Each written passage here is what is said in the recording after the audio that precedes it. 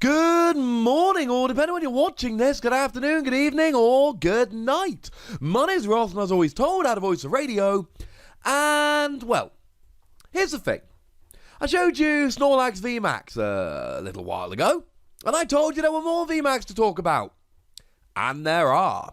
So we'd better have a little bit of a chat about Lapras V-Max. But first of all, we should probably start off with a little bit of a chat about Lapras V, and shout out to the lovely Maverick Nate, who has helped us out with a bit of the old translation when it comes to Lapras V. So what we see here is a basic Pokemon with 210 HP. Now this is a little bit surprising in and of itself, because generally speaking, 210 HP isn't unheard of. But 210 HP, we were looking at things like Guzzlord GX and Wishy-Washy GX. The really big boys. Now, if we compare that to Lapras GX, it came in with 190, which was slightly above average, but we are seeing a little bit of power creep here. Retreat cost of 2 is slightly annoying, because it means that something like U-Turn Board won't fully fix it, Boo Hiss, etc. And the weakness to Lightning, well, I don't really know, right? Because Pikachu and Zekrom for a while has been, like, super big, so we would say bad weakness. But now, it's better, because Pikachu and Zekrom's really going away quite a bit. Then again, with cards like Electro Power and Thunder Mountain Prism Star, probably fair to say that Lightning Pokemon will still be good for a while. Interesting to note, of course, because Lapras for a little while has had a Grass weakness, we're switching back to Lightning. And you are a Water Pokemon, this gives you some advantages. Things like Crash Awake to search for any cards that you like, and, I don't know, how about the fact that you can use Keldeo as a nice little partner? Though Keldeo only blocks GXs, it doesn't block Vs and VMAXs, so it's going to get less and less useful over time. And of course, we've also got Quagsire, which is very handy to move energy to your active Pokemon, which we are very much going to need. So Lapras V then, the first attack for a single colourless energy. Attach your water energy from this hand to your Pokemon, then switch it with one of your bench Pokemon. Cool. Now, as a general rule, I'm not a huge fan of attacks that just attach an energy from your hand. Because, you see, I have to attach an energy from my hand to Lapras to use the attack. And then when I use the attack, I get to attach an energy from my hand to Lapras.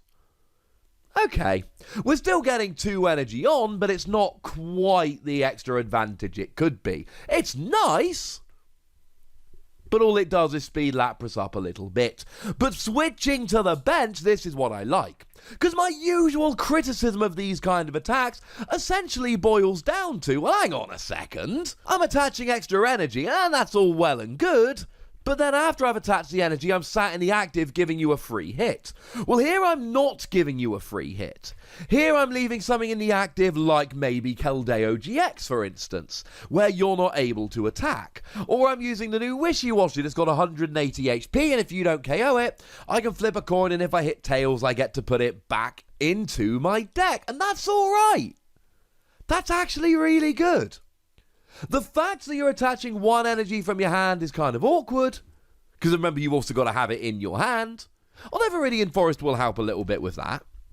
But the fact that you can then switch to the bench, put up a blocking Pokemon instead, that, I believe, makes it a significantly better attack. The second attack, however, we've got 3 water, 1 colourless energy, 210 damage, and you return 2 water energy attached to this Pokemon to your hand. Well, starting off with the amount of damage, 210 is really good. We like 210 damage. 210 will even get you stage 1 GXs like Naganadel. So you've basically got stage 1 GXs, basic GXs, and non-GXs. You will get the majority of your V Pokemon there as well. You'll notice Lapras has 210. You're hitting 210. Although the Snorlax we looked at does have 220, which is larger than ordinary, but it does mean that there will be a few Pokemon V that will be able to withstand this attack. It won't quite get everybody, but it'll get a lot of them. As for the returning energy to your hand, it's not perfect. The thing is, right, let's say you're playing an old school Blastoise deck. I don't know, let's say you're in Expanded. Then this is inarguably awesome, because I can just reattach the energy.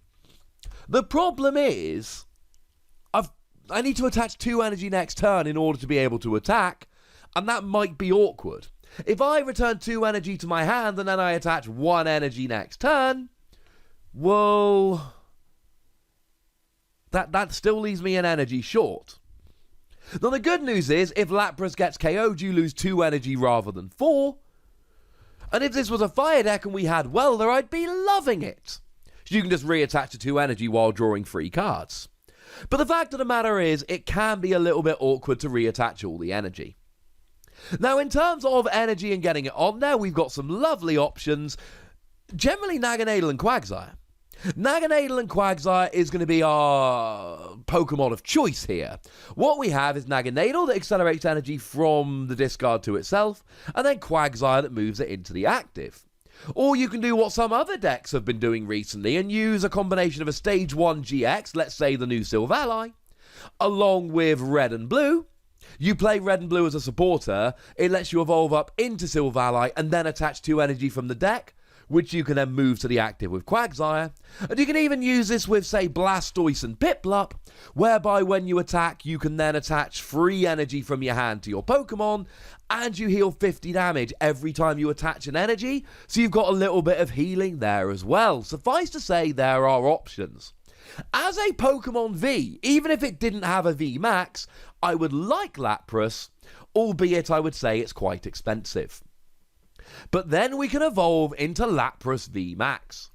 And we get up to a rather ridiculous 320 HP, which, to put it into context, is higher than any Tag Team GX. Stuff like Magikarp and Wailord only have 300, only. It gives up 3 prizes rather than 2. Remember the deal with VMAX. They give up 3 prizes, and they're just an ordinary evolution that you can essentially do at any point, whenever you like. And you gain 1 retreat for what that's worth. And you get your same weakness to lightning. And you have 1 attack that, for 3 colourless energy, lets you do 90 damage, plus 30 more for each water energy attached to this Pokemon. And this is a pretty standard attack. Like, for water Pokemon, this is fairly standard. I mentioned Quagsire earlier, who is a decent attacker in its own right. 60 damage plus 20 more for each energy. A little while ago, we had Palkia Gx that did a very kind of similar thing, and Palkia Gx did 60 damage plus 20. So 90 damage plus 30 is better, is higher, is more, but is it enough more? Is this good enough? I mean, if you get 3 energy on there, right, then you're doing 180 damage. 180 is enough to KO a lot of basic GXs, but not much more than that. Now, obviously, if you're coming against something like Reshiram and Charizard and hitting for weakness, and with Welderdex running around at the moment, it is a good weakness you're hitting, then yeah, this is lovely. But what about something like Mewtwo and Mew? What if you want to hit weakness on Mewtwo and Mew? We need 6 energy. 6 energy times 30 is 180, add the 90 base is 270. Well, getting 6 energy on isn't exactly easy. And 6 energy, you're up to Tag Team GX attack territory. You know, 6 energy on a Reshiram and Charizard is 300, and it goes through any effects on the defending Pokemon. 6 energy on a Gardevoir and Sylveon is 200 damage, and your opponent shuffles their entire hand back into their deck. I'm not sure that this is good enough for 6 energy. Now, don't get me wrong, 320 HP is massive, and you've got a really nice attack on the V, and you're a water Pokemon, which gives you lots of advantages. And don't get me wrong, right, 180 for free energy is still pretty good, but if you want to get up to the stage where you're getting giant KOs on Tag Team GXs, or other VMAX, you're a little way away. I mean, let's go to Snorlax V-Max, right? We talked about him earlier. Snorlax V-Max, 340 HP. So if you've got 6 energy on, then you're doing 270. Well, that's not quite enough. If you get 8 energy on, that's 330. Oh, you're actually still 10 damage short. So you need 9 energy. 9 times 3 is 270. Add the 90 is 360. In order to get a one-hit KO on something like a Snorlax V-Max. And okay, fine, you'll get free prizes doing so, but let's be under no illusions. That's not realistic. So what we have here is a Pokemon with giant HP that is asking you to pile energy on, but is not allowing you to get a giant one-hit KO for doing so.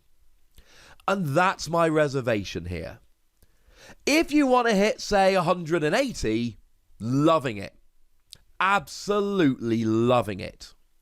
But if you need to hit up to 300 or more, which in the format coming in with VMAX you're going to need to, I don't know if it's good enough. It's hard to score these new VMAX Pokemon, because we don't really know what the format's going to be like, and the increase in HP really is going to make a difference. One-hit KOs, in theory, should be going away. And as a 2-hit KOer, well, Lapras for free energy is fine. If we're moving into a 2-hit KO format, whereas we've been in a 1-hit KO format for a little while now, then I think we can be alright with this. So let's say 4 Wassies. Knowing that it could be a little bit generous, knowing that it might not exactly be everything we dreamed of, but knowing that with huge HP and the ability to 2-hit KO anything, there is an awful lot of potential here. So that's what I think about Lapras V-Max. Looks kind of fun. I want to know what you think about Lapras V-Max. So go nuts in the comment section. But please do remember the rule. Be nice, would you? And then make sure you like this video, subscribe to this channel, follow me on Twitter at The Wassy, and Twitch for some live action at twitch.tv/PTCGRadio.